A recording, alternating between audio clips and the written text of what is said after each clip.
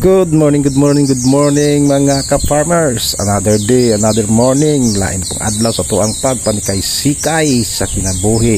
Ug karon nga adlaw akong i-flex ninyo ni ato ang backpack sprayer. Manual backpack sprayer o knapsack sprayer nga akong palit sa barato nga presyo nga solido, pulido, lig-on, baga ang plastic. Walay damage. Alang sa mga mangutana og asa na ko napalit og pila ni kamin tramo sa ubos.